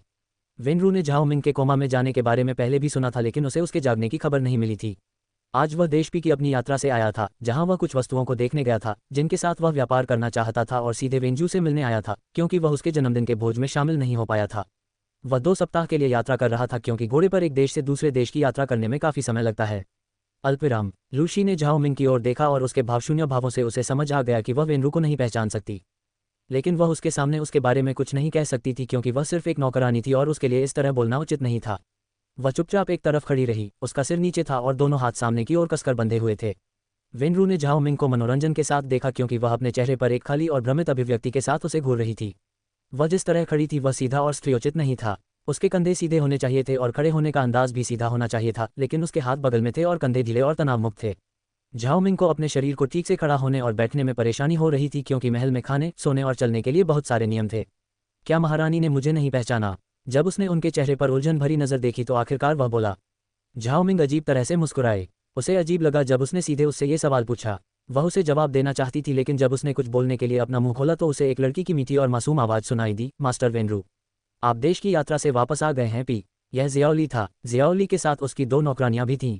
एक उसके लिए छाता पकड़े हुए थी और दूसरी हाथ में पंखा लिए हुए थी जिससे जियाओली को तपती धूप में हवा मिल सके। झाओमिंग ने मुड़कर देखा तो शियाओली उनके पास छोटे छोटे कदमों से आ रही थी और मासूमियत और खूबसूरती से मुस्कुरा रही थी। कोई भी पुरुष उसकी खूबसूरत मुस्कान देखकर मुस्कुराए बिना नहीं रह सकता था, लेकिन झाओमिंग को अजीब सा महसूस हुआ जब उसने उसे बिना किसी कारण के इस तरह मुस्कुराते हुए देखा। वह इतनी स्वाभाविक दिखने वाली नकली मुस्कान कैसे दे सकती है? झाओमिंग मन ही मन सोच रहा था। जब जियोली अंततः उनके पास पहुंची तो वह झाओमिंग के पास खड़ी हो गई और अपनी चमकदार और स्पष्ट आंखों से वेनरू को देखा। जियाओली महल के हॉल की ओर आ रही थी, लेकिन झाओमिंग को वहां खड़ा देखकर वह बगीचे में चली गई। लेकिन जब वह पास पहुंची तो उसे एहसास हुआ कि झाओमिंग अकेला नहीं बल्कि किसी और के साथ था। वेनरू को अपने सामने खड़ा देखकर जियाओली के होंठ ऊपर की ओर मुड़ गए। वह उसे सुबह के अपमान का सबक सिखाना चाहती थी। वेनरू ने जब शियाओली को अपनी ओर आते देखा तो उसकी भौहें तन गईं। जियोली ने विनम्रता से उसका अभिवादन किया और विनम्र अभिवादन में उसने बस थोड़ा सा सिर हिलाया क्योंकि वह उससे बात करने में रुचि नहीं रखता था। जियोली ने देखा कि वेनरू को उसमें कोई दिलचस्पी नहीं थी, लेकिन उसने झाओमिंग के सामने उसके अधिक करीब होने का नाटक किया और कहा, भाई वेनरू, पी देश की आपकी यात्रा कैसी रही? उसने मुस्कुराते हुए उससे पूछा। वेनरू ने उसके मुंह से भाई शब्द सुनकर भौहें चढ़ा दीं। वे इतने करीब नहीं थे कि एक दूसरे को भाई बहन कह सकें, लेकिन वह झाओमिंग को अपना करीबी रिश्ता दिखाने पर जोर दे रही थी। जियोली उसे दिखाना चाहती थी कि उसके विपरीत हर कोई उसे पसंद करता है और वह सभी के बीच अधिक लोकप्रिय और पसंद करने योग्य है। वेनरू ने अपनी भौहें सिकोड़ते हुए ठंडे स्वर में उत्तर दिया, सब ठीक था। उसके ठंडे और दूरदर्शी उत्तर से झाओमिंग अपना होश खो बैठी और हल्के से हंसने लगी। वह जोर से हंसना चाहती थी, लेकिन ऐसा नहीं कर सकी क्योंकि हर कोई उसे घूर रहा था, लेकिन जब उसने वेनरू का ठंडा जवाब सुना तो वह हंस पड़ी। वेनरू ने अपना ध्यान उसकी ओर लगाया और उसका मुस्कुराता हुआ चेहरा देखा। उसे पता नहीं था कि उसके चेहरे पर भी मुस्कान फैल गई है। वह मुस्कुराते हुए बेहद खूबसूरत लग रही थी। वेनरू को झाओमिंग की तरफ देखकर मुस्कुराते हुए देखकर जियाओली की भौहें तन गईं। इसके अलावा उसे इस बात पर भी गुस्सा आया कि झाओमिंग ने वेनरू के सामने उसका मजाक उड़ाने की हिम्मत कैसे की। शर्मिंदगी से उसका चेहरा लाल हो गया है। जियोली ने झुंझलाहट से झाओमिंग को देखा और पूछा, बहन आप क्यों हंस रही हैं? झाओमिंग ने अंततः खुद को हंसने से रोका और शांत रहने के लिए अपनी जीभ काट ली और जियाओली की ओर मुड़कर कहा, क्योंकि यह मजाकिया है। उसने स्पष्ट रूप से कहा। उसे न तो जियाओली से डर था और न ही वेंजू से, क्योंकि वह जानती थी कि वह क्या कर सकती है। वह बस कुछ समय के लिए यहाँ रह रही थी। वह अपने होने का कारण खोज लेगी और अपनी दुनिया में वापस चली जाएगी। झाओमिंग के साहसिक शब्द सुनकर जियाओली की आंखें गुस्से से चौड़ी हो गईं। वह मास्टर वेनरू के सामने उसका इस तरह अपमान कैसे कर सकती है? क्रोध से उसकी मुट्ठियां मुट्ठियों में बदल गईं। वह कुछ कहना चाहती थी कि तभी उसे हंसी की मधुर आवाज़ सुनाई दी जो कानों को मधुर लगी। झाओमिंग और जियोली दोनों वेनरू को देखने के लिए मुड़े जो हंस रही थी। जियाओली उसे इस तरह हंसते देखकर हैरान रह गई। हालांकि वह चंचल था, पर उसने उसे इस तरह हंसते नहीं देखा था। वह सिर्फ जी चेंग वेंजू के सामने ही दोस्ताना व्यवहार करता था। जियाओली के साथ तो वह एक बार भी दोस्ताना व्यवहार नहीं करता था। उसे इस तरह हंसते देख जियोली की भौहें तन गईं। झाओमिंग भी उसे इस तरह हंसते हुए देखकर हैरान था क्योंकि मुस्कुराते हुए वह अधिक आकर्षक लग रहा था। जियोली ने उससे सख्ती से पूछा, मास्टर वेनरू, इसमें इतना मजाक क्या है? उसने गुस्से में दांत पीसते हुए पूछा। वेनरू रुक गया और अपनी सामान्य ठंडी मुद्रा में उसे देखते हुए बोला, कुछ नहीं। उसने बस उससे एक शब्द कहा और फिर अपना ध्यान झाओमिंग की ओर मोड़ते हुए कहा, महारानी ने अभी तक मेरे प्रश्न का उत्तर नहीं दिया है। क्या महारानी मुझे इतना नापसंद करती हैं? उसने अपनी गहरी और मधुर आवाज में आकर्षक ढंग से पूछा। झाओमिंग आश्चर्यचकित रह गया जब उसने अचानक उससे वही प्रश्न पूछा जो उसने पहले पूछा था। उसे वेनरू भी दिलचस्प लगता है क्योंकि वह पहला आदमी था जो जियाओली को अनदेखा कर रहा था और उसके साथ बातचीत करने की कोशिश कर रहा था। बेशक उसे ये पसंद आया, क्योंकि वो भी जियाओली को पसंद नहीं करती। वो उस इंसान से कैसे नफरत कर सकती है जो जियाओली से भी नफरत करता है? लेकिन उसे सावधान रहना पड़ा क्योंकि ऐसा लगता था कि वेंजू के साथ उसका घनिष्ठ संबंध है। इस महल में वह हर किसी पर विश्वास नहीं कर सकती। उसे सावधान रहना होगा, अन्यथा नाटक की तरह उसकी भी हत्या कर दी जाएगी। ये तो डरावना है। अचानक उसके रोंगटे डर से खड़े हो गए जब उसे याद आया कि पहले जो नाटक उसने देखा था उसमें महारानी की हत्या कैसे हुई थी। अध्याय 217। वह सचमुच बेशर्म है। वेनरू के शब्द सुनकर झाओमिंग ने अपनी बाहें उठाईं। उसे लगा कि वह नहीं जानता, उसे कुछ याद नहीं है, इसीलिए वह उससे पूछ रहा है। लेकिन वह उसके पूछने के तरीके से उलझन में थी। उसका लहजा चंचल और ज्यादा दोस्ताना था, बजाय उसके तरीके के। झाओमिंग उसे बताना चाहती थी कि वह उसे क्यों नहीं पहचान पा रही है, लेकिन इससे पहले कि वह कुछ कह पाती, जियाओली बातचीत में कूद पड़ी और बोली, भाई वेन, आप जानते हैं कि वह बहन अपनी जान लेने की कोशिश करने के बाद कोमा में चली गई थी। लेकिन जब वह कुछ दिन पहले कोमा से जागी तो उसे कुछ भी याद नहीं था। शाही डॉक्टर ने कहा है कि उसे भूलने की बीमारी है और उसे अतीत की कई बातें याद नहीं हैं। इसीलिए वह तुम्हें याद नहीं कर सकी। इसलिए मुझे उम्मीद है कि तुम उसके पहले के अशिष्ट व्यवहार के लिए उसे माफ कर दोगे, उसने चेहरे पर मासूम मुस्कान के साथ कहा। जब झाओमिंग ने जियाओली की बातें सुनी तो उसकी भौहें झुंझलाहट से तन गईं। जब जियाओली ने उससे माफ़ी मांगी तो उसे गुस्सा आया। उसे किसी की माफ़ी की क्या ज़रूरत है? उसने तो कुछ किया ही नहीं। पर उसने अपने गुस्से पर काबू पा लिया और कुछ नहीं बोली। वेनरू ने जियाओली के शब्द सुनकर अपनी भौहें सिकोड़ लीं। इसीलिए वह अजीब व्यवहार कर रही थी। उसे उसके अजीब व्यवहार का कारण पहले ही पता चल गया था। वह सोच रहा था कि वह उसे कैसे याद नहीं कर सकती, लेकिन ऐसा इसलिए था क्योंकि उसे अपने पिछले जीवन की कोई याद नहीं थी। उन्होंने समझ में सिर हिलाया और झाओमिंग से कहा, मैं आपको पहले असहज करने के लिए महामहिम से क्षमा चाहता हूँ। मुझे अपना परिचय देने दीजिए। मैं वेनरू हूँ, महारानी डोवगर का भतीजा और जी चेंग का चचेरा भाई। उसने विनम्रता से उससे कहा। उन्होंने ज़्यादा विवरण नहीं दिया क्योंकि उसे इन चीज़ों के बारे में बहुत कुछ जानने की ज़रूरत है। झाओमिंग ने कहा और सिर हिलाकर उसे अपनी खूबसूरत मुस्कान दी। आपसे मिलकर अच्छा लगा मास्टर वेन। पहले किए गए अपने अशिष्ट व्यवहार के लिए मुझे माफ़ करना। मैं आपको पहचान नहीं पाए और इस तरह व्यवहार कर बैठी। उम्मीद है आप मुझे भी माफ़ कर देंगे, उसने विनम्रता से कहा। झाओमिंग ने औपचारिक लहजे में और बेहद शालीनता से बात की। उन्होंने बिजनेस की पढ़ाई की है, इसलिए इन विषयों पर उनकी बातें बहुत प्रभावशाली थीं। जब दूसरे लोग उससे अच्छे से बात करते हैं तो वह सम्मान और शिष्टाचार के साथ बात कर सकती है, अन्यथा वह भी वैसा ही व्यवहार करेगी जैसा दूसरे लोग उसके साथ करते थे। जियोली झाओमिंग को घूर रही थी और उसके चेहरे का रंग उड़ गया क्योंकि वह झाओमिंग के वेनरू के साथ बातचीत करने के तरीके से नाराज थी। वह झाओमिंग की ओर मुड़ी और उसके बालों को जूड़े में मुड़ा हुआ देखकर बोली, बहन, तुमने अपने बालों को जूड़े में क्यों बांधा है? तुम्हें पता है कि एक महारानी के लिए इस तरह से बाल बनाना उचित नहीं है, उसने तिरस्कार भरे स्वर में कहा। झाओमिंग उसकी ओर मुड़ा और उस पर भड़क गया। ये किसने कहा? मैं किसी सार्वजनिक समारोह में नहीं था जहां मुझे अपनी शाही छवि की चिंता करनी पड़े। मैं तो बस महल में था और आराम से घूम रहा था, इसलिए मुझे नहीं लगता कि इसमें कोई समस्या है। आज गर्मी का दिन है और मैंने अपने बालों का जूड़ा बना लिया है। इसमें कोई समस्या है, उसने भावशून्य भाव से कहा। जियाओली का चेहरा शर्म से लाल हो गया। उसके पास कहने को कुछ नहीं था। झाओमिंग का जूड़ा साफ सुथरा नहीं था, बल्कि बिखरा हुआ और ढीला ढाला था, लेकिन इससे वह और भी सुंदर और आकर्षक लग रही थी। इसलिए जियाओली को ये बात नापसंद थी कि बिना कुछ किए भी वह सुंदर लग रही थी। वह आगे कुछ नहीं कह सकती क्योंकि उसकी बातें सही थीं और वे किसी सार्वजनिक समारोह में नहीं थे तथा उसे उस हिसाब से कपड़े पहनने की भी आवश्यकता नहीं थी। वेनरू ने अपनी बाहें उठाईं जब उन्होंने झाओमिंग के शब्द सुने जो उसने जियोली से कहे थे। वह उसकी वापसी से सुखद आश्चर्यचकित था। उन्होंने बगीचे में बैठकर उसके द्वारा रोटी बनाने के बारे में कुछ नहीं कहा क्योंकि इसे अनुचित माना जा सकता था। वेनरू ने माहौल बदलने की कोशिश की और झाओमिंग की ओर मुड़कर कहा, आपको मेरे साथ इतना औपचारिक होने की ज़रूरत नहीं है। आप मुझे बस भाई कह सकते हैं। वह उसके बात करने के तरीके से प्रभावित हुआ। वह उसके बारे में और अधिक जानना चाहता था, इसलिए उसने उससे कहा कि वे औपचारिकताएं न अपनाएं और एक दूसरे से सहजता से बात करें। जियाओली ने मुड़कर वेनरू की तरफ देखा और उसे घूरने लगी। उसका व्यवहार उसके साथ उसके व्यवहार से अलग था। झाओमिंग वेनरू के दोस्ताना व्यवहार से आश्चर्यचकित हो गए और हल्के से खांसने लगे। वह इसे इनकार करना चाहती थी, लेकिन जब उसने जियाओली का पीला चेहरा देखा तो उसके होंठ मुस्कुराहट में मुड़ गए। वह वेनरू की ओर मुड़ी और नर्म स्वर में बोली, हाँ भाई, आप मुझे झाओमिंग भी तभी कह सकते हैं जब हम सार्वजनिक रूप से न हों। आपको मुझे बुलाने के लिए इन उपाधियों का उपयोग करने की आवश्यकता नहीं है, उसने मुस्कुराते हुए कहा। पहले तो वह उसे भाई कहना नहीं चाहती थी, लेकिन जब उसने शियाओली का चेहरा देखा तो उसने सोचा कि उसे परेशान करना अच्छा रहेगा, इसलिए उसने वैसा ही किया जैसा उसने उससे कहा था। वेनरू के चेहरे पर कान से कान तक मुस्कान फैल गई जब उन्होंने झाओमिंग की ओर देखा और कहा, मैं तब औपचारिकताएं नहीं करूंगा। झाओमिंग, उन्होंने धीमी आवाज में कहा। झाओमिंग ने मुस्कुराते हुए सिर हिलाया। उसके बगल में जियोली उनकी बातचीत देखकर गुस्से में जल रहा था। मास्टर वेन, आपको अंदर जाना चाहिए। महामहिम आपका इंतजार कर रहे होंगे। उन्हें आपके आने की खबर मिल गई होगी, इसलिए आपको उन्हें इंतजार नहीं करवाना चाहिए। जियाओली ने वेनरू की ओर मुड़कर दांत पीसते हुए कहा। जिस तरह से उसने उसे नज़रअंदाज किया उससे वह नाराज थी, इसलिए उसने उसे भाई नहीं बल्कि मास्टर वेन कहा। वेनरू ने जियाओली को देखा और उससे कुछ नहीं कहा। झाओमिंग, तुम्हें मेरे साथ अंदर आना चाहिए। अगर तुम मेरे साथ अंदर आओ तो जी चेंग को कोई आपत्ति नहीं होगी। हम चाय पी सकते हैं और बातें कर सकते हैं। उसने उसे अंदर बुलाया। जी चेंग को पता था कि वेनरू आ रहा है, इसलिए वह महल के हॉल में स्थित अध्ययन कक्ष में उसका इंतजार कर रहा था। सम्राट का कक्ष और अध्ययन कक्ष दोनों ही पैलेस हॉल के भवन में थे। इसका मुख्य उपयोग पैलेस हॉल के रूप में होता था, जहां सम्राट लोगों से मिलते थे और अपनी बैठकें आयोजित करते थे। उनका कक्ष और अध्ययन कक्ष भी अंदर था ताकि वे समय पर महल हॉल तक पहुंच सकें। जियोली का मुंह खुला का खुला रह गया जब उसने उसे झाओमिंग को चाय के लिए अंदर आमंत्रित करते देखा। झाओमिंग को आश्चर्य हुआ जब उसने उसे अंदर आकर चाय पीने के लिए कहा। वह उसे मना करना चाहती थी, लेकिन ये सोचकर रुक गई कि उसके पास करने को कुछ नहीं है। उसने एक पल सोचा और तय किया कि वह अंदर जाकर बस इधर उधर घूमेगी। उसने उसकी ओर देखा और सिर हिलाया। मुझे आमंत्रित करने के लिए धन्यवाद, उसने मुस्कुराते हुए कहा। वेनरू भी मुस्कुराए और बोले, कोई बात नहीं, अच्छा होगा कि आप हमारे साथ आ जाएं। जियोली ने भौहें चढ़ाईं जब उसने देखा कि वेनरू का न तो उसे और न ही झाओमिंग को आमंत्रित करने का कोई इरादा है। उसने कसकर अपनी मुट्ठी बांधी और मित्रतापूर्ण स्वर में कहा, हाँ चलो साथ में चलते हैं। साथ में बातें करना और चाय पीना मजेदार होगा। वेनरू अंडस्को झाओमिंग अंडस्को। झाओमिंग और वेनरू दोनों ही जियाओली के बेशर्म रवैये को देखकर चकित थे। झाओमिंग मन ही मन हंसी, ये तो वाकई बेशर्म है। इसे तो खुद ये शब्द कहते हुए भी शर्म नहीं आती। अध्याय 218, कम से कम उसमें शिष्टाचार तो है। अंत में जियोली वेनरू और झाओमिंग के साथ महल के अंदर चली गई। जियोली ने वेनरू से बात करने की कोशिश की, लेकिन उसने उसकी मौजूदगी को नजरअंदाज कर दिया और झाओमिंग की ओर देखता रहा। जियाओली का चेहरा तब काला पड़ गया जब उसने वेनरू की आंखों में झाओमिंग की ओर देखते हुए देखा। इससे पहले जियोली जी चेंग के सभी दोस्तों और चचेरे भाइयों के बीच लोकप्रिय हुआ करता था और झाओमिंग अस्तित्वहीन था।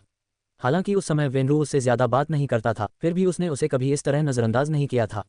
पर आज वह उसकी तरफ देख भी नहीं रहा था, बस उसके सवालों के ठंडे जवाब दे रहा था। जियोली को यह पसंद नहीं आया कि वह झाओमिंग पर सारा ध्यान दे रहा था। वह सबकी पसंदीदा बनना चाहती थी और उसे अच्छा लगता था जब लोग उस पर ध्यान देते थे, लेकिन अब उसका ध्यान झाओमिंग ने छीन लिया है। जियाओली ने अपनी मुठ्ठियां भींच लीं और अपना संयम बनाए रखने के लिए गहरी सांस ली। जब वे मंच के मंच तक पहुंचने के लिए सीढ़ियों पर चढ़े तो जियोली ने सुरुचिपूर्ण ढंग से अपना गाउन थोड़ा ऊपर उठाया और आसानी से और धीरे धीरे ऊपर चढ़ गई। वेनरू जो पीछे चल रहा था क्योंकि वह जियोली से दूरी बनाए रखना चाहता था, और झाओमिंग की पीठ को भी देख रहा था जो अनाड़ी ढंग से चल रही थी और कई बार उसके कदम उसके गाउन से उलझ जाते थे। लूशी वहां नहीं थी क्योंकि झाओमिंग ने उसे अपने कमरे से कुछ लाने के लिए भेजा था, इसलिए इस स्थिति में उसे चलने में मदद करने के लिए लूशी भी नहीं थी। जियोली ने सुरुचिपूर्ण ढंग से सीढ़ियों से होते हुए प्लेटफॉर्म तक पहुंची क्योंकि वह इसकी आदी थी और वह जी चेंग से जल्दी मिलना चाहती थी और उस पर अपना सर्वश्रेष्ठ प्रभाव डालना चाहती थी। उसने झाओमिंग और वेनरू का इंतजार नहीं किया क्योंकि वह जानती थी कि वे नहीं चाहते कि वह उनकी सभा में शामिल हो। इसलिए उसने तेजी से चलने का फैसला किया ताकि वह पहले जी चेंग से मिल सके और उसे बता सके कि झाओमिंग और वेनरू कितने दोस्ताना व्यवहार कर रहे थे। जियोली ने उनका इंतजार किए बिना महल में प्रवेश किया, जबकि झाओमिंग अपनी जगह पर खड़ी थी और सीढ़ियों को ऐसे देख रही थी जैसे वे सीढ़ियां नहीं बल्कि एक चट्टान हो। जब वह कल रात भोज के लिए आई थी उस समय जी चेंग ने उसे ऊपर चढ़ने में मदद की थी, लेकिन अब वह अकेली थी। यहाँ तक कि लूशी भी वहाँ नहीं थी। गाउन बहुत लंबा था और उसके कदमों में उलझा रहता था। अगर वो उसे पकड़कर ऊपर चढ़ जाए तो चढ़ सकती है, लेकिन बिना हील्स के वो अपनी ड्रेस को पकड़े हुए शान से नहीं चल सकती। इस गाउन को कसकर पकड़कर चलने से वह और भी अजीब और भद्दी दिखेगी। जियाओली की तरह उसे इस तरह चलने की ट्रेनिंग नहीं दी गई थी। उसे तो बस पूरे दिन हील्स पहनकर चलने की आदत थी, लेकिन पारंपरिक पोशाक पहनकर, वो भी बिना हील्स के, उसके लिए चलना मुश्किल हो जाता है। जब उसने ऊपर देखा तो उसे गहरी सांस लेने का मौका मिला और उसने देखा कि हालांकि वहां ज्यादा सीढ़ियां नहीं थीं, लेकिन वे सभी के सामने खुद को मूर्ख बनाने के लिए पर्याप्त थीं। वेनरू जो उसके पीछे चल रहा था रुक गया और उसे प्रसन्नता से देखने लगा। वह हैरान था कि वह सीढ़ियों को ऐसे क्यों घूर रही है। उसे इस तरह देखकर मजा आ रहा था। उसके चेहरे पर मुस्कान आ गई जब वह उसके पास गया और पूछा, कुछ गड़बड़ है? झाओमिंग चौंक गई जब उसने अपने कानों के पास एक दृढ़ और आकर्षक धीमी आवाज सुनी। उसने मुड़कर वेनरू की गहरी निगाहों को देखा जो उसे दिलचस्प तरीके से देख रहे थे और उसने उसके चेहरे पर रहस्यमय मुस्कान देखी। झाओमिंग ने खुद को शांत किया और कहा, आह, ये कुछ भी नहीं है। उसने अपना सिर घुमाया और सामने की ओर देखा। वेनरू ने इस विषय पर आगे कोई जोर नहीं दिया और अपने कंधे हल्के से उचका दिए। तुम कर सकती हो जीमिंग, बस कुछ सीढ़ियां हैं, तुमने तो पहाड़ों पर भी चढ़ाई की है, उसके सामने तो कुछ भी नहीं। लड़ो। उसने खुद को इन शब्दों से प्रोत्साहित किया। लेकिन उस समय मुझे सुंदर और खूबसूरत दिखने की जरूरत नहीं थी, ऊपर से मैंने उस समय स्नीकर्स पहने हुए थे। अभी मैंने ये लंबा गाउन और ये अजीबोगरीब जूते पहने हुए हैं और ऊपर से मुझे चलते समय सुंदर और खूबसूरत दिखना है। मैं ऐसा कैसे कर सकती हूँ? अगर मैं गिर गई और सभी के सामने मुझे बेवकूफ़ बना दिया गया। उसने थोड़ा मुंह बनाया जब उसने सोचा कि अगर वह सीढ़ियों से गिर गई तो क्या होगा। वह सोच ही रही थी कि उसे ऊपर जाना चाहिए या नहीं। उसी समय एक हाथ उसके सामने आया। उसने नीचे देखा तो एक हाथ उसके सामने आ गया। उसने असमंजस में ऊपर देखा और उसकी नज़र वेनरू से मिली। उसने उससे कुछ नहीं कहा, लेकिन अपनी निगाहों से उसे संकेत दिया कि चलते समय वह उसका साथ दे, इसलिए उसने उसे पकड़ने के लिए अपना हाथ दिया है। झाओ मिंग ने हल्के से मुस्कुराकर अपने मुलायम सफ़ेद हाथ उसके खुरदुरे हाथों पर रख दिए। उसने अपना गाउन थोड़ा सा उठाया और उसकी मदद से ऊपर चली गई। हम कम से कम उसमें शिष्टाचार तो है, उसने मन ही मन सोचा। पिछली बार भोज के लिए उसने जी चेंग को थामा था, लेकिन उसकी प्रतिक्रिया उससे अलग थी। यहाँ उसने उसे अपना हाथ दिया। वह ये नहीं समझ सकी कि क्या ये सांस्कृतिक अंतर के कारण था या फिर जी चेंग की कम भावनात्मक बुद्धि के कारण। जब वे प्लेटफॉर्म पर पहुंचे तो वह उसका हाथ छोड़ने ही वाली थी कि तभी उसने अपने पास आते कदमों की आवाज़ सुनी। जब वह ऊपर देखने के लिए मुड़ी तो उसने देखा कि जी चेंग और शियाओली उनकी ओर आ रहे हैं। उसने देखा कि जी चेंग के चेहरे पर एक ठंडा और उदास भाव था, जबकि जियोली उसके पीछे मुस्कुरा रही थी। इस स्थिति से उत्पन्न बुरी अनुभूति के कारण उसकी भौहें तन गईं। उसने नीचे देखा तो पाया कि वेनरू उसका हाथ पकड़े हुए था और उसने उसका हाथ छोड़ दिया। उसकी हरकतें जल्दबाजी में नहीं, बल्कि विनम्र और धीमी थीं।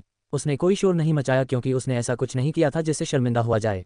अध्याय 219 तुम यहाँ क्या कर रहे हो? जी चेंग जो अपने अध्ययन कक्ष में चाय पी रहे थे, उन्हें खबर मिली कि वेनरूपी देश की अपनी यात्रा से वापस आ गए हैं और धैर्यपूर्वक उनका इंतजार कर रहे हैं। लेकिन कुछ देर इंतजार करने के बाद भी वह नहीं आया। वह अपने अध्ययन कक्ष में एक पुस्तक पढ़ रहे थे, तभी फैंग जू जल्दी से अंदर आए और बोले, महाराज, महारानी झाओ मिंग और शियाओली महल के हॉल के सामने हैं। मैंने उन्हें मास्टर वेनरू के साथ बात करते देखा और इसीलिए आपको सूचित करने आया हूँ, उन्होंने उनके सामने झुकते हुए कहा। फैंग जू की बातें सुनकर जी चेंग ने अपनी बाहें उठाईं।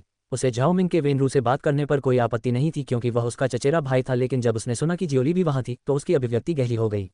उसने देखा है कि कैसे उसकी माँ और जियाओली लगातार झाओ मिंग को अपमानित और परेशान करने की कोशिश कर रहे थे। इससे पहले जब वह महल में नहीं था और हमेशा महल के बाहर या युद्ध में रहता था तो उसे कभी पता नहीं चला कि उसकी माँ और जियोली ने महल में झाओ मिंग का जीवन कैसे नरक बना दिया है। लेकिन अब उसने अन्य क्षेत्रों में अपनी शक्ति मजबूत कर ली है और उसे पहले की तरह बार बार युद्ध करने की जरूरत नहीं पड़ती। जब वह वापस आया तो उसकी माँ ने उसे झाओ मिंग और अंगरक्षक आहलेंग के बीच अनैतिक संबंध के बारे में बताया। आहलेंग शुरू से ही झाओ मिंग का अंगरक्षक था और वह उसे अपने भाई की तरह मानती थी। वह जानता था कि वह झाओ मिंग के साथ करीब था, लेकिन उसे यकीन नहीं हो रहा था कि झाओ मिंग का उसके साथ कोई रिश्ता है। लेकिन जब उसने उसे अपने साथ अपने चैम्बर से बाहर आते देखा तो गुस्से से उसका खून खौल उठा। उसका मानना था कि झाओ मिंग ऐसा कुछ नहीं कर सकती, लेकिन उस समय उसने गुस्से में आकर कठोर शब्दों में बात की और उस पर चिल्लाया। लेकिन बाद में जब वह शांत हुआ तो उसे एहसास हुआ कि कुछ चीज़ें आपस में मेल नहीं खा रही थी, क्योंकि यह जियोली ही थी जो उसे यह कहकर वहां ले गई थी कि उन्हें झाओ मिंग से मिलना चाहिए और उसके साथ चीज़ें स्पष्ट करनी चाहिए। जब वे कमल मंडप में पहुंचे तो उन्होंने देखा कि अंगरक्षक आहलेंग और झाओ मिंग उसके कक्ष से एक साथ आ रहे थे और उसके कपड़े और बाल बिखरे हुए थे। उस समय वह जियाओली और उसकी माँ की बकवास में पड़ गया और पता नहीं उसने झाओ मिंग से क्या बकवास कह दी जिससे वह इस हद तक आहत हो गई कि उसने आत्महत्या का प्रयास किया। जब उसे ये सारी बातें और वो सब कुछ याद आया जो उसने उसके साथ किया था तो उसके चेहरे पर उदासी छा गई। वह अतीत को तो नहीं बदल सकता था, लेकिन भविष्य को बदलने की कोशिश जरूर कर सकता था। वह वास्तव में अपनी पिछली गलतियों को सुधारना चाहता था और झाओ मिंग को एक खुशहाल जीवन देना चाहता था। वह अपनी कुर्सी से उठा और अध्ययन कक्ष से बाहर चला गया। वह महल के प्रवेश द्वार की ओर बढ़ रहा था कि उसने देखा कि जियाओली उसकी ओर आ रही है। जब उसने उसे अपनी ओर आते देखा तो उसकी भौहें तन गईं। वह उसकी पत्नी भी थी, लेकिन वह उससे शादी करना ही नहीं चाहता था। जियोली के पिता ने ही जी राजवंश के प्रति अपनी वफादारी के बदले में उससे शादी करने के लिए उसे बहकाया था। उस समय उनकी शक्ति कमजोर थी और हाल ही में उन्होंने गद्दी संभाली थी, इसलिए वे कोई नया दुश्मन नहीं बना सकते थे। क्योंकि अगर युद्ध छिड़ गया तो इससे न सिर्फ उसे नुकसान होगा, बल्कि कई निर्दोष लोगों की जान भी जा सकती है। इसलिए उसके पास जियाओली से शादी करने के अलावा कोई चारा नहीं है, जो उनके गठबंधन का आधार बनी। वह उसे कभी पसंद नहीं करता था और उसने उसे पहले ही बता दिया था कि वह उसे अपना समय और प्यार नहीं दे सकता क्योंकि वह शादी से पहले उससे प्यार नहीं करता था। लेकिन वह अभी भी उससे शादी करने पर जोर दे रही थी, लेकिन उसने कभी उम्मीद नहीं की थी कि एक भोली और मासूम दिखने वाली लड़की झाओ मिंग को इस हद तक फंसा सकती है कि वापस लौटना मुश्किल हो जाएगा। जियोली ने महारानी डोवेगर पर बहुत बड़ा प्रभाव डाला है और वह हमेशा वही करती है जो वह चाहती है क्योंकि वह जानती है कि महारानी डोवेगर उसकी रक्षा के लिए वहां मौजूद थीं। उसने अपना गुस्सा शांत करने के लिए आंखें हल्की सी बंद कर लीं। उसे हर काम सोच समझकर करना था क्योंकि झाओ मिंग को कई अनकही बातें पता नहीं थीं और कोई भी फैसला लेने से पहले उसे उन्हें सुलझाना था। हालांकि एक शासक को ढेर सारी सुख सुविधाएं मिलती हैं, लेकिन सबसे गंभीर जिम्मेदारियां भी उसी की होती हैं। उसे अपना हर फैसला सोच समझ कर लेना चाहिए, चाहे वह सार्वजनिक हो या निजी, क्योंकि शासक का प्रत्येक निजी निर्णय उसके सार्वजनिक निर्णयों और जनता को प्रभावित करता है। जियोली झाओ मिंग का इंतजार किए बिना महल में दाखिल हो गया और वेनरू ने जी चेंग को देखा जो महल के हॉल के प्रवेश द्वार की ओर जा रहा था। उसके होंठ ऊपर की ओर मुड़ गए, वह मुस्कुराए और अपने बालों को पीछे धकेलते हुए शान से उसकी ओर बढ़ी। महामहिम को नमस्कार। जब वह उससे मिली तो उसने हल्के से झुककर उसका अभिवादन किया। जी चेंग ने उसकी ओर देखा और चेहरे पर भावशून्य भाव लिए बोला, तुम यहाँ क्या कर रही हो? जियाओली उसकी ठंडी और दूर की आवाज़ सुनकर थोड़ी चौंक गई। उसने गौर किया था कि झाओ मिंग के आत्महत्या की कोशिश के बाद से उसका व्यवहार अलग हो गया है। वह महारानी डोवेगर के सामने अलग तरह से व्यवहार करता है और उसके सामने अलग तरह से। महाराज, मैंने देखा कि मास्टर वेन और सिस्टर मिंग यहाँ चाय पीने आ रहे थे, इसलिए मैं भी उनके साथ शामिल हो गई। मुझे उम्मीद है कि महामहिम को कोई आपत्ति नहीं होगी, उसने धीमी आवाज़ और चमकदार मुस्कान के साथ कहा। जब उसने उसकी बातें सुनी तो उसने अपनी बाहें ऊपर उठा लीं। लेकिन वे कहाँ हैं? वे मेरे पीछे आ रहे थे, लेकिन वे अभी तक क्यों नहीं आए? महामहिम, आइए बाहर चलें और देखें कि वे अभी तक अंदर क्यों नहीं आए। जियोली ने आंखें झपकाई, मानो सोच रही हो कि वे अभी तक क्यों नहीं आए। वह जियाओली के मासूम शब्दों के पीछे छिपे अर्थ को देख सकता था, लेकिन उसने कुछ नहीं कहा। अब तक उसे जियाओली के खिलाफ कोई सबूत नहीं मिला था कि वह वही थी जिसने झाओमिंग के खिलाफ साजिश रची थी और उनके अनैतिक संबंधों की अफवाह फैलाई थी। उसने उससे कुछ नहीं कहा और गहरी सांस लेकर महल के प्रवेश द्वार की ओर चल दिया। अध्याय 220। आप पसीने से भीगे हुए हैं। जी चेंग ने कुछ नहीं कहा और महल के प्रवेश द्वार की ओर चल दिया। जब वह बाहर आया तो उसने देखा कि वेनरू झाओमिंग के हाथ पकड़े हुए है। वह ठिठक गया और उन्हें साथ देखकर उसके चेहरे पर मुस्कान आ गई। झाओमिंग, जो वेनरू की मदद से मंच पर पहुंची थी, उसे धन्यवाद देने जा रही थी, तभी उसने अपनी ओर आते कदमों की आवाज़ सुनी। उसने ऊपर देखा तो जी चेंग उनकी तरफ आ रहा था और उसके पीछे जियाओली भी थी। उसके चेहरे पर मुस्कुराहट देखकर उसे अंदाजा हो गया कि कुछ गड़बड़ है। वह घबराई नहीं, बल्कि उसने विनम्रता से वेनरू के हाथों से अपना हाथ वापस ले लिया और जी चेंग की ओर देखने लगी। एक मिनट के लिए तो वेनरू भी घबरा गया, क्योंकि इस स्थिति को आसानी से गलत समझा जा सकता था, लेकिन जब उसने झाओमिंग की ओर देखा, जो काफ़ी शांत था, तो उसने कुछ नहीं कहा। जी चेंग ने कुछ नहीं कहा और उसके बोलने का इंतजार कर रहा था। लेकिन जब उसने बोलने के लिए अपना मुंह खोला तो उसका बेहद शांत चेहरा देखकर सभी दंग रह गए। महाराज। झाओमिंग ने हल्के से झुककर और चेहरे पर एक सुखद मुस्कान के साथ उनका अभिवादन किया। वह परेशान नहीं थी, क्योंकि जी चेंग ने उसे वेनरू का हाथ पकड़े हुए देखा था और वह कुछ भी गलत नहीं कर रही थी, इसलिए वह क्यों चिंता करेगी। वह बस सहारे के लिए उसका हाथ पकड़े हुए थी। बस वह जी चेंग के कुछ भी बेकार कहने का इंतजार कर रही थी, ताकि वह कम से कम ये समझ सके कि वह किस तरह का व्यक्ति है और अब से उसे उसके साथ कैसा व्यवहार करना चाहिए। क्योंकि उसके पास झाओमिंग की ज़्यादा यादें नहीं हैं और जिस दिन से वह वापस आई है, वह हमेशा उसके साथ अच्छा व्यवहार करता है, इसलिए वह ये पता नहीं लगा सकती कि वह किस तरह का व्यक्ति था। जी चेंग चुप रहा और उसने झाओमिंग के अभिवादन का जवाब भी नहीं दिया। उसका चेहरा ठंडा और गुमसुम सा रहा। वह झाओमिंग को घूरता रहा और उसके मन की बात समझने की कोशिश करता रहा। आहलेन के मामले में उसने उस पर विश्वास नहीं किया और बहुत कुछ कहा, लेकिन अब वह चाहता था कि वह कुछ कहे। वह उसकी हर बात पर विश्वास करेगा, लेकिन वह बस यही चाहता है कि वह बोले। लेकिन जब उसने देखा कि वह कुछ भी समझाने का इरादा नहीं रखती तो उसके चेहरे पर उदासी छा गई। वेनरू ने दोनों के बीच तनाव को देखा और कुछ कहना चाहता था जब उसने जियोली की आवाज़ सुनी। अय्या बहन, तुम पहले क्या कर रही थी? तुम इस तरह मास्टर वेन के हाथों को कैसे पकड़ सकती हो? तुम जानती हो कि एक विवाहित महिला के लिए किसी अन्य पुरुष के हाथों को पकड़ना अनैतिक है। उसने परेशान भाव से कहा। उसने ऊंची आवाज़ में कहा और उसके शब्दों से ऐसा लग रहा था कि वह न केवल उसका हाथ पकड़ रही थी बल्कि कुछ अनैतिक काम कर रही थी। झाओमिंग ने हताशा में अपनी भौहें उठाईं और इस जियाओली का वहीं गला घोंटना चाहा। वह इस जियाओली को जाने देने के लिए बहुत अच्छी थी, लेकिन इस बार वह खुद उसके साथ मुसीबत मोल लेने आई थी। जियाओली की बातें सुनकर जी चेंग के चेहरे पर भी उदासी छा गई। उसकी महत्वाकांक्षी बातें झाओमिंग और वेनरू को मुसीबत में डाल सकती थीं। वेनरू ने भी अपना ध्यान जियाओली की ओर लगाया और उसके कठोर शब्द सुनकर भौहें चढ़ा दीं। झाओमिंग का चेहरा जियाओली को घूरते हुए बर्फ की तरह ठंडा हो गया। अगर उसका बस चलता तो वह उसे अभी मार देती। जियोली के चेहरे पर आश्चर्य और भोलेपन के भाव देखकर झाओमिंग हंस पड़ा। अचानक उसकी हल्की हंसी सुनकर सभी का ध्यान उसकी ओर चला गया। उन्हें उम्मीद नहीं थी कि वह इस स्थिति में हंसेगी। वेनरू उत्सुक हो गया, क्योंकि वह देखना चाहता था कि झाओमिंग इस स्थिति को कैसे संभालेगा। झाओमिंग ने दबंगई से अपनी छाती पर हाथ फेरते हुए कहा, पत्नी शियाओली, आप क्या बोल रही हैं? अनैतिक से आपका क्या मतलब है? क्या आप ये कहना चाह रही हैं कि भाई वेन, जो महारानी दोवगर के भतीजे हैं, और जी राजवंश की महारानी के बीच कुछ अनैतिक है? उसने अपने कृत्य की व्याख्या नहीं की, बल्कि उस पर एक प्रश्न दाग दिया। जियाओली उसका सवाल सुनकर दंग रह गई। उसने झाओमिंग के इस तरह व्यवहार करने की उम्मीद नहीं की थी। अगर पहले झाओमिंग होती तो वह घबरा जाती और चिंतित हो जाती। वह अपना रुख समझाने की कोशिश करती, लेकिन इस बार वह घबराई नहीं, बल्कि उससे एक सवाल पूछ रही थी। ये प्रश्न बहुत जटिल और पेचीदा था, क्योंकि यदि जियोली ने हाँ कहा तो वह इस बात से सहमत होगी कि दोनों के बीच कुछ है, और यदि यह गलत साबित हुआ तो उसे ही सजा मिलेगी। और अगर वह कहती है कि कुछ नहीं है, तो क्या इन परिस्थितियों में उसकी योजना विफल नहीं हो जाएगी? जियोली ने झाओमिंग को घूरा और गुस्से में दांत पीसते हुए कहा, क्या? तुम्हारा क्या मतलब है? मैंने कुछ नहीं कहा, मैं तो बस ये पूछ रही थी कि तुम मास्टर वेन का हाथ क्यों पकड़े हुए थे। बस। झाओमिंग ने कुछ नहीं कहा और जियोली के चेहरे को घूरते हुए मुस्कुराई। ओ सच में? तो मुझे इस तरह से सवाल पूछने के लिए खेद है, उसने मधुर आवाज में कहा, जिससे जी चेंग और वेनरू उसे मनोरंजन में देखने लगे। जियोली अंडरस्को। जब जियाओली ने देखा कि झाओमिंग स्थिति को समझाने का कोई इरादा नहीं रखता तो उसकी भौहें तन गईं। वह निराश होकर जी चेंग की ओर देखने लगी, जो झाओमिंग के चेहरे को गौर से देख रहा था। झाओमिंग के चेहरे के भाव शांत और सामान्य थे। इससे पहले कि जियोली कुछ कह पाता, झाओमिंग जी चेंग की ओर मुड़ा और बोला, महाराज, भाई वेन मुझे सीढ़ियां चढ़ने में मदद कर रहे थे। जैसा कि आप जानते हैं, कमजोरी और इतने लंबे समय तक कोमा में रहने के कारण मुझे अभी भी ठीक से चलने में समस्या हो रही है। लूशि मेरी मदद कर सकती थी, लेकिन मैंने उसे अपने कक्ष से कुछ लाने को कहा और पत्नी शियाओली ने हमारा इंतजार नहीं किया और महल के अंदर चली गई, इसलिए भाई वेन ने मुझे सीढ़ियां चढ़ने में मदद की। मुझे आशा है कि आप गलत नहीं समझेंगे, उसने चेहरे पर मुस्कान के साथ वाकपटुता से कहा। उसके शब्द सीधे और सटीक थे, क्योंकि वह जानती थी कि जी चेंग क्या सोच रहा था। यहाँ तक कि वेनरू भी उसे आश्चर्य से देख रहा था क्योंकि उसने बड़ी चतुराई से समस्या का समाधान कर दिया था। झाओ मिंग यह नहीं कह सकती थी कि वह चलना नहीं जानती, इसलिए उसने सारा दोष कोमा और कमजोरी पर डाल दिया। जब जी चेंग ने उसकी बात सुनी तो उसे याद आया कि उसे उस लंबे गाउन में चलने में कितनी दिक्कत हो रही थी। पिछली बार वह उसकी मदद करने आया था, लेकिन इस बार वेनरू ने उसकी मदद की। उसने सिर हिलाया क्योंकि वह जानता था कि वह कमजोर थी और हाथ पकड़ने का कोई मतलब नहीं था। और एक तो उसकी पत्नी थी और दूसरा उसका भाई। लेकिन जब उसने वेनरू को इतने आत्मीयता से भाई कहकर पुकारते सुना तो उसकी आंखें झपक गईं। उसके चेहरे पर एक अजीब सा भाव आया, पर उसने कुछ नहीं कहा। तो वह बस मुस्कुराया और वेनरू से कहा, तुमने ठीक किया। अब बाहर मत खड़े रहो और अंदर चलते हैं, तुम थक गई होगी। वेनरू ने भी जी चेंग को समझने के लिए सिर हिलाया। जी चेंग ने झाओ मिंग की ओर मुड़कर कहा, तुम इस गर्मी में यहाँ क्यों आए हो और छाता क्यों नहीं इस्तेमाल कर रही हो? तुम पूरी तरह पसीने से भीग गई हो। उसने उसके माथे पर हाथ रखते हुए और पसीना पोंछते हुए कहा। झाओ मिंग का चेहरा लाल हो गया जब उसने अचानक अपना सिर उसके माथे पर रख दिया।